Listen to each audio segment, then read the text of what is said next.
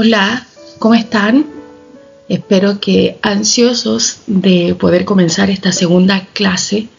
Nosotros contentos de poder iniciarla, de poder ser parte de este hermoso proyecto de Dios. Y queremos decirte también que cada clase, todo este material que hemos preparado, ha sido con el mayor sentido de responsabilidad. Sabemos que esto lo hacemos no para nosotros vanagloriarnos ni obtener algún crédito, sino que para darle la gloria al Señor, dado que Él es quien nos abre esta puerta de bendición, y queremos glorificarle porque nosotros, yo en mi parte, no tenía idea de nada de lo que era la Biblia. Y hoy día este poco conocimiento que he ido adquiriendo es lo que hoy día estamos traspasando y entregándoles a ustedes, como les decía, con un nivel de compromiso y además de este compromiso de poder buscar la mejor fuente, la mayor cantidad de información. Queremos que te vayas satisfecho, que termines esta primera etapa lo más tranquilo y seguro de poder tener la mayor cantidad de información y herramientas posible para poder continuar en tu crecimiento espiritual. Ese es nuestro mayor objetivo, que puedas sentirte tranquilo o tranquila de poder continuar, de que esta información fue buscada con ahínco, con un énfasis, con un sentido de responsabilidad, porque sabemos que debemos hacer lo mejor, lo que está dentro de nuestro alcance. Así que estamos contentos de poder hacerlo y esperamos que de verdad esto traiga fruto al 100% en tu vida, y que tú algún día, en el tiempo de Dios, puedas también traspasar este conocimiento a otros, para que muchos más puedan seguir creciendo en la palabra del Señor. Antes de poder comenzar, quiero leer justamente una porción de la palabra y que está muy ligada a lo que estamos hoy día haciendo, que es aprender. Y dice en el libro de Proverbios, capítulo 1, verso 7, en el nombre del Señor: el temor del Señor es el principio del conocimiento. Los necios desprecian la sabiduría y la disciplina. Amén. Dios bendiga a cada uno de ustedes que ha querido acudir a este llamado, porque son parte de este grupo de las personas sabias que adquieren el conocimiento, que buscan, quieren crecer. Y dado esto, vamos a orar, a ponernos delante del Señor en su presencia y disponernos para que Él sea guiando toda esta clase maravillosa que sabemos que es de bendición para ustedes, pero también lo es para nosotros. Dios eterno, te damos gracias, Señor, por este día que usted nos ha entregado, nos ha regalado, Padre. Te damos gracias, Señor, por cada persona que ha dispuesto a conectarse, o por cada persona que, Señor Dios mío, verá esta grabación. Dios eterno, te pedimos por cada uno de ellos, para que usted sea trayendo la paz, sea usted trayendo, Señor Dios mío, sabiduría, discernimiento. Padre celestial, te pedimos para que usted, Padre, sea instruyéndoles ahí en sus hogares, Señor, o en donde se encuentren. Te pedimos para que, Señor, esta semilla, Padre celestial, que hoy día se está entregando, sea, Señor Dios mío, sembrada en tierra fértil. Padre celestial, te pedimos para que tú prepares esa tierra, Señor Dios mío, para que despejes toda, Señor, preocupación, sino que en esta hora, Padre celestial, podamos estar, Señor, concentrados, conectados contigo. Te damos gracias, Padre, por esta oportunidad, y nos disponemos, Señor, para que usted sea tomando el control de todo, para que sea guiando mis labios, Señor, y mis pensamientos, Padre, y pueda de mi boca, Señor Dios mío, pueda salir una palabra de bendición. Padre eterno, te agradecemos porque usted es fiel, es verdadero, Señor, es grande en misericordia. Su soberanía, Señor, traspasa, Padre, los límites de la tierra. Gracias, Señor, porque creemos en un Dios vivo. Te damos honra y gloria en esta hora, Señor. Amén. Amén. Bueno, vamos entonces a continuar, y antes de también quiero invitarles a que puedan interactuar por el chat. Estamos al pendiente de cualquier duda que pueda surgir durante estos minutos, y si es que tuviste alguna duda de la clase anterior, también la puedas plantear. Si es que también puede suceder que nosotros no tengamos la respuesta, la buscaremos y vamos a lo mejor entregártela en la próxima clase. Queremos nosotros entregar algo que sea lo más fidedigno posible, y para eso requiere de tiempo porque hay que ir a distintas fuentes para corroborar la información. Entonces, no tenemos todas las respuestas. Estamos, al igual que ustedes, nosotros en periodos de preparación, estamos en constante estudios de la palabra, porque nos interesa seguir aprendiendo para poder seguir entregando material, seguir aportando en la obra del Señor. Y créanme que si no tenemos la respuesta, o sea, no nos avergonzamos, porque no estamos aquí para demostrar algo que no somos, sino que todo lo contrario, para poder entregar lo mejor de nosotros. Así que les invitamos para que ustedes ahí puedan escribir, interactuar, nos puedan decir desde dónde nos están viendo. Así que esperamos ahí sus comentarios, y vamos a ir a un pequeño resumen de la clase anterior.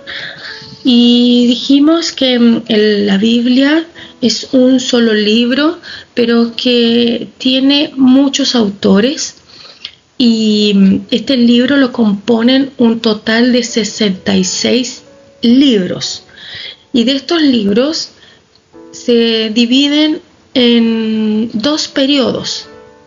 El primer periodo es el Antiguo Testamento, que está compuesto por 39 libros, y el segundo periodo está compuesto por 27 libros, que es el Nuevo Testamento. Hay otras Biblias, también dijimos, que tienen más libros. Vamos a hablar más adelante de por qué pasa esto. También hablamos sobre los primeros 5 libros de la Biblia. Estuvimos detallando un poco quiénes fueron los autores y aproximadamente el año en el cual se escribieron. Además hablamos sobre los libros históricos, y aquí justamente, quiero hacer un paréntesis en cuanto a la autoría de ciertos libros. Nosotros, como bien dije en un principio, buscamos e indagamos en distintas fuentes y comparamos, buscamos la que más se asemeje o la que más se repita dentro de todas estas fuentes, y esa es la que nosotros hoy día escogimos para poder compartirla con ustedes, porque hay muchas personas que se han dedicado a estudiar la Biblia, y por ende hay muchas opiniones. Entonces buscamos la mayor coincidencia en cuanto a los autores y también a los años en los que estos libros se escribieron. Por ende, no existe una certeza absoluta en algunos libros. En otros sí, porque el autor se identifica comenzando el primer capítulo, ya él mismo se identifica, y ahí ya no resiste mayor análisis de quién realmente pudiera ser el autor.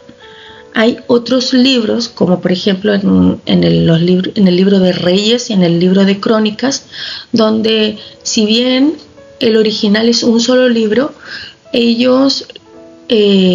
las personas dividieron este libro y el autor comienza escribiendo la primera parte, pero luego fallece en este caminar, y es obvio que el que registra la muerte es otro autor.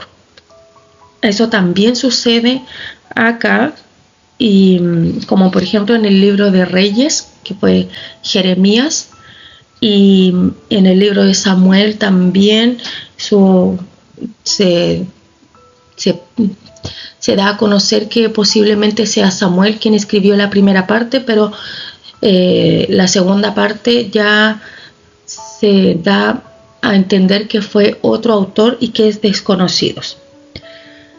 Así también vimos las maneras en que la Biblia fue escrita, y fueron por 3 métodos.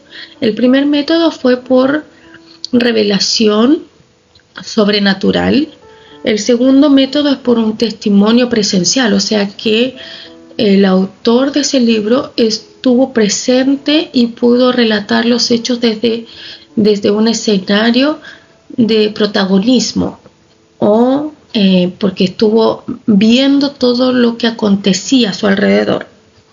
Y el otro método es el de investigación, que se cree que fue el caso de Lucas, para escribir el libro de Lucas y el libro de los Hechos.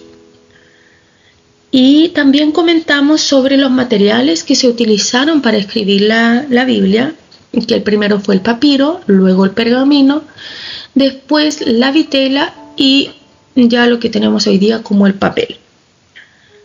Y así continuamos después con los libros poéticos de sabiduría o sapienciales, que también se les conoce, y terminamos con los profetas mayores. Hoy día ya entonces continuamos con los profetas menores, y estos fueron un total de 12 que vivieron durante distintos reinados, desde el rey Saúl, que fue el primer rey, después siguió David, le sucedió Salomón y luego Roboam, hasta que ya se divide el reino. Quiero compartirles un material que a mí particularmente me sirvió muchísimo. Como les decía en un principio, yo quería leer la Biblia, y la verdad es que no, para mí era una ensalada de personajes y de lugares. Entonces no sabía situar este rey, con quién estuvo, bajo qué profeta lo acompañó. No, para mí era un enredo total. Y este material a mí me ayudó muchísimo para poder ordenar y saber situar cada personaje dado al contexto y a la historia. Y aquí parte, y se los comparto para que ustedes ojalá lo puedan a lo mejor dibujar, sacarle una foto, imprimir, y les va a ayudar. Parte aquí con Moisés y nos muestra la línea roja, todo el camino que tuvieron que recorrer en el desierto, y eso es lo que duró 40 años. Más arriba, donde dice Moisés, hay un interlineado que muestra cuánto es lo que se hubiesen demorado si es que el pueblo de Israel hubiese caminado en línea directa. Y dice ahí, que está respaldado ahí por un texto bíblico, que este viaje hubiese durado aproximadamente 11 días. Ahora me gustaría que ustedes nos pudieran comentar por el chat por qué es que Dios permitió que anduvieran por 40 años en el desierto. Y de ahí, bueno, continúa con Josué, quien es el líder que logra avanzar hacia la tierra prometida y conquistar los reinos que Dios previamente ya le había anticipado que serían entregados bajo su mano. Y de ahí continúa el periodo de los jueces, y es aquí donde el pueblo demanda ya tener un rey, un ser humano que sea quien los dirija. Ya no quieren esta autoridad teocrática, sino que ellos quieren que dentro de su pueblo sea escogido un rey. Y nace aquí este rey, el primero, Saúl, que gobierna durante 42 años. Ahí lo edité porque la Biblia nos dice que fueron 42. Luego le sucede David con 40 años, que estuvo al mando, y después continúa Salomón. Y estos 3 reyes fueron los únicos que gobernaron sobre Israel siendo una sola nación. ¿Por qué les digo esto? Porque más adelante vamos a ver aquí cómo es que el pueblo de Dios se divide. Y dada por el pecado de una persona es que trae como consecuencia la rebelión del pueblo y se hace esta división. Como a Dios no se le escapa nada, Él mediante un profeta ya había anunciado a Jeroboam cómo es que sería esta división y por qué sucede también. Y dice claramente en el libro Primera de Reyes, capítulo 11, versículo 31, que por la desobediencia de Salomón es que le serían quitadas 10 tribus del reino completo y 2 solamente quedarían, solamente por fidelidad, dice a David, es que 2 serían dejadas para la descendencia, que en este caso es Roboam, y fue la tribu de Judá y la tribu de Benjamín. Y aquí quiero detenerme un poco porque además de estar viendo este contenido histórico, hay una enseñanza profunda de parte de Dios hacia nosotros en cuanto a la importancia de la obediencia. Si Salomón hubiese sido un hombre que hubiese tomado en cuenta realmente las palabras del Señor, porque Él dijo a su pueblo que no se mezclaran con las otras naciones, porque eso traería la idolatría. Y justamente eso fue lo que pasó. Salomón, además de poder tener esta sabiduría que no fue conocida hasta que llegó Jesucristo aquí a la tierra, no hubo otro hombre más sabio que Jesucristo, Salomón tomó muy malas decisiones y lo podemos ver en la Biblia cuando nos presenta que Salomón tuvo 700 esposas y 300 concubinas y todas ellas eran de distintos pueblos, y él, para poder agradar a estas mujeres, es que construía altares a sus dioses, y eso llevó a que el pueblo también continuara con estas malas costumbres.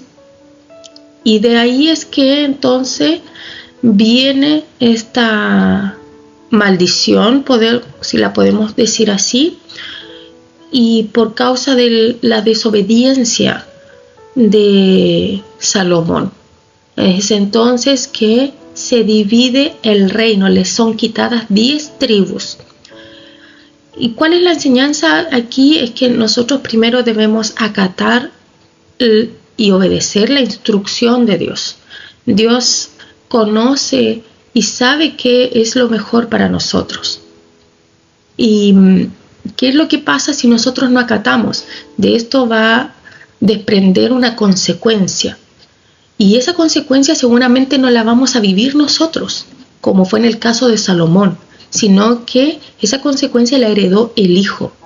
Es importante que nosotros hoy día las decisiones que tomamos, porque toda decisión trae una consecuencia para bien o para mal.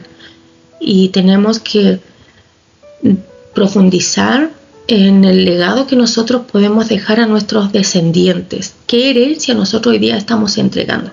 ¿Consecuencias negativas producto de malas decisiones? ¿O consecuencias positivas que van a ayudar también para que esa descendencia camine junto con el Señor? Y así fue como esto impactó, toda una nación. Y podemos ver en este material ahí los distintos reyes y los profetas que acompañaron a estos reyes en los dos reinos, en el reino del norte y el reino del sur. Espero que puedan extraer la mayor cantidad de información de este material, les va a servir muchísimo. Y ahora continuamos con este cuadro de los profetas menores, donde aquí vemos el libro y el autor, y como les decía en un principio, este aproximado de años en el cual fueron escritos. El libro de Oseas dice ahí que fue desconocido y fue entre el año 760 al 722 antes de Cristo. Joel, el autor es Joel, el año es desconocido. Amós, autor Amós, el año 760 al 750.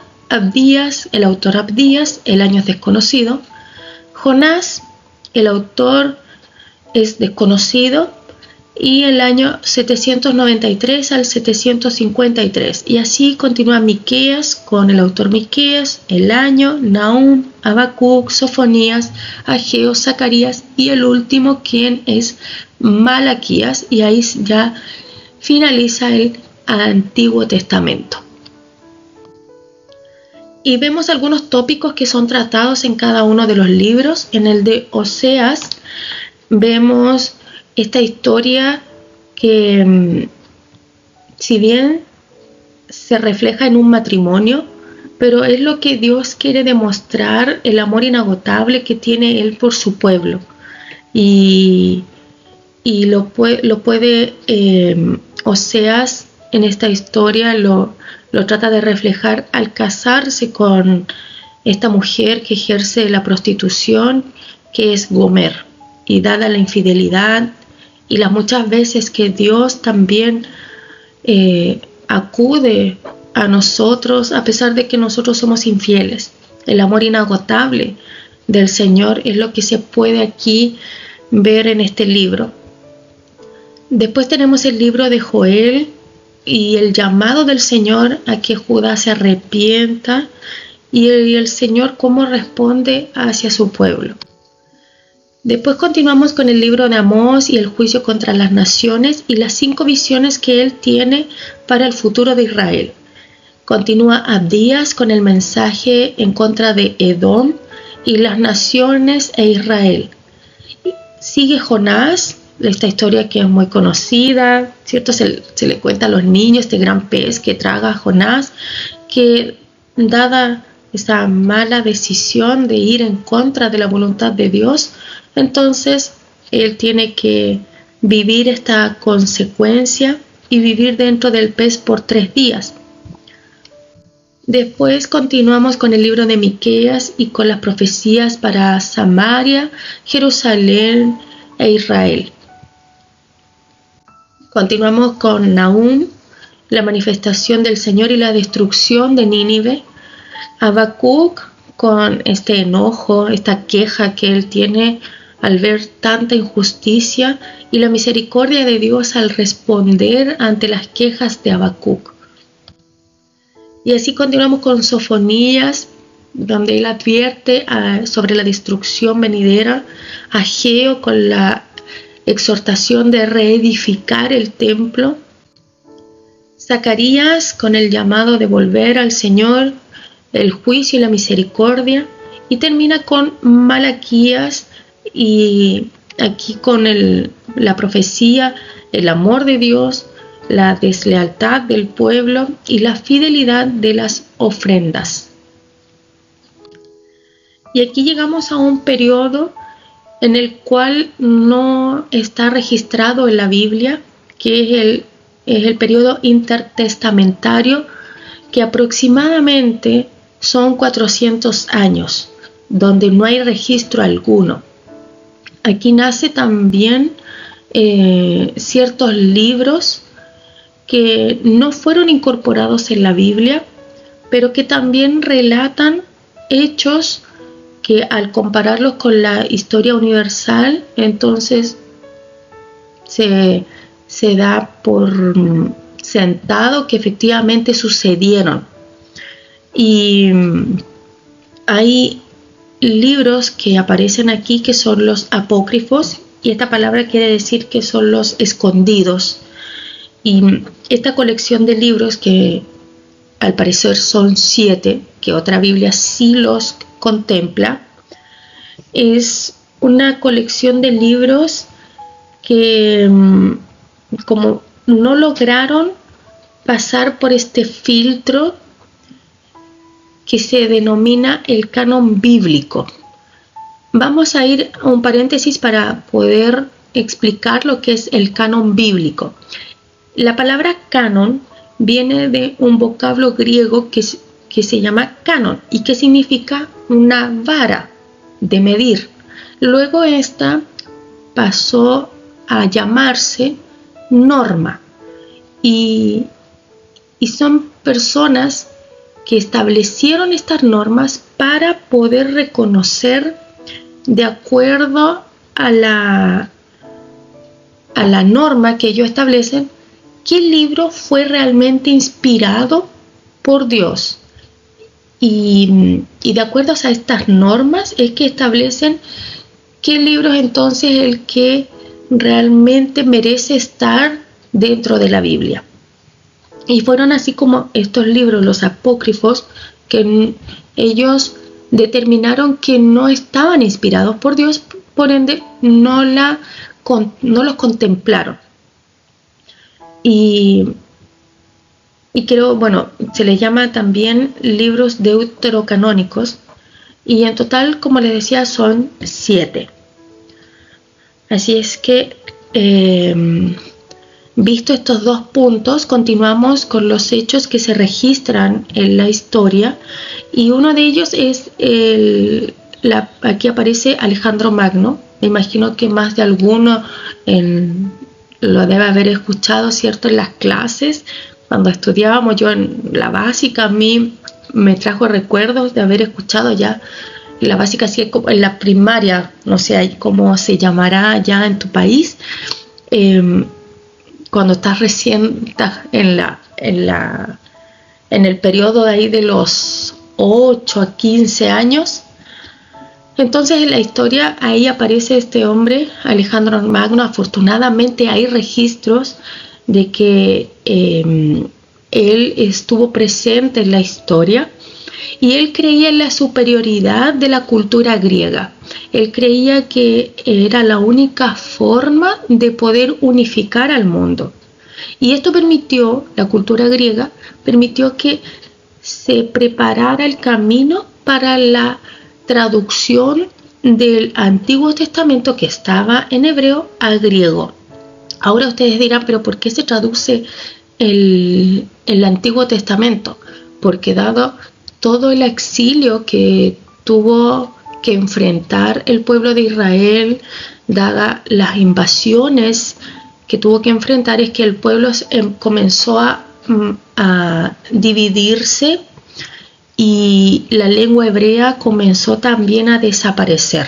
Entonces tuvieron que buscar la manera de poder continuar expandiendo la palabra, y tuvieron que llevarla al lenguaje que se utilizaba mayormente en todas estas naciones, que era el griego. Y es aquí donde nace una versión que se llama Septuaginta, y que es una de las primeras versiones que se traduce los primeros 5 libros de la Biblia al griego. ¿Por qué se llama Septuaginta? Porque en aquel entonces se reunieron aproximadamente 70 y un poquito más personas para hacer esta gran labor. Después continúa el reinado de Ptolomeos, y aquí también figura en la historia, figura esta mujer muy conocida que es Cleopatra. Seguramente habrán escuchado la historia de ella con Julio César y Marco Antonio. Y después continúa el reinado de los Seleucidas, la dinastía Hasmonea, y cerca del año 63 a.C. comienza el periodo romano. Aquí llega ya la dinastía de Herodes. Y nos vamos acercando al nacimiento de Jesucristo. Dada el nacimiento, llega el nacimiento de Jesucristo, todo lo que Él hizo aquí en la tierra, la muerte, resurrección, la ascensión a los cielos, es entonces que comienzan a escribir los evangelios. Y vamos entonces al Nuevo Testamento. La palabra comprende esta segunda parte de la Biblia. ¿Y qué significa testamento? Dice que proviene de la lengua hebrea y se traduce como alianza, y Nuevo Testamento viene a significar nueva alianza. Y los evangelios son un conjunto de 4 libros que narran la vida, las enseñanzas y milagros de Jesucristo. El término evangelio se traduce como buenas nuevas. También se le conoce como buenas nuevas trascendentales. Y aquí hay un cuadro descriptivo sobre los libros y los autores. También las fechas aproximadas de escritura. Y vamos entonces a hablar sobre los evangelios sinópticos, y estos son los 3 primeros libros que están en nuestra Biblia, que es Mateo, Marcos, Lucas. ¿Y por qué se les llama sinópticos? Porque tienen similitudes en cuanto a la narrativa.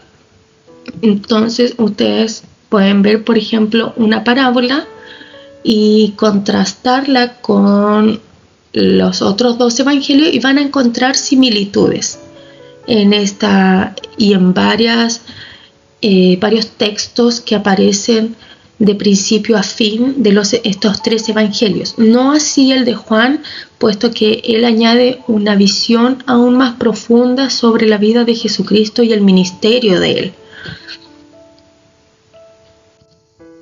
Y vamos con el libro de Mateo. En su libro hay tópicos como la genealogía. Él comienza relatando todo el árbol genealógico de Jesucristo, y también sobre el ministerio de Jesús, el camino a la cruz y la resurrección. Está el libro de Marcos, y los tópicos tratados aquí es el ministerio de Jesucristo, el discipulado, el secreto mesiánico, la salvación e identidad cristiana. Vamos con el libro de Lucas. Los tópicos más importantes: el cumplimiento de las promesas de Dios, el Espíritu Santo, la salvación, la inclusión, ya aquí comienza a verse de los gentiles. Y el libro de Juan, en esta panorámica más profunda sobre cómo se presenta Jesucristo como Hijo de Dios y cómo el Espíritu Santo después viene a acompañarnos y habla sobre la soberanía de Dios.